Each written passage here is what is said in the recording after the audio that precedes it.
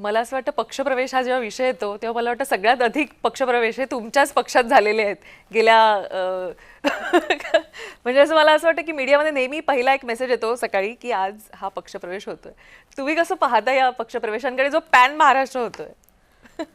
नाही, आपल्याला देखील सगळ्यांना माहिती आहे की 2.5 वर्षामध्ये शिंदे साहेबांनी स्वतःची प्रतिमा फक्त मुख्यमंत्री म्हणून बनवली नाही, तर एक सर्वसामान्य नेता, सर्वसामान्य कार्यकर्ता राज्याचा मुख्यमंत्री झाल्यानंतर कशा पद्धतीनं वागतो तो प्रत्येकाला घरचा वाटतो.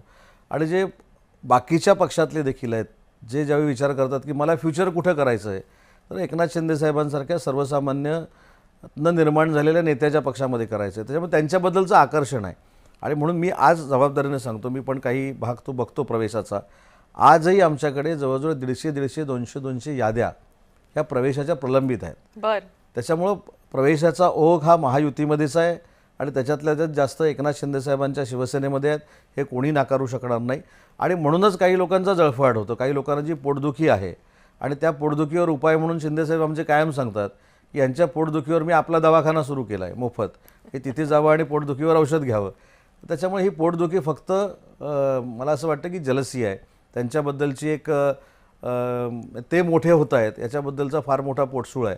पण विरोधक जरी काही म्हणत असले तरी एकनाथ शिंदे साहेबांचं नेतृत्व हे आता सर्वमान्य झालेलं आहे.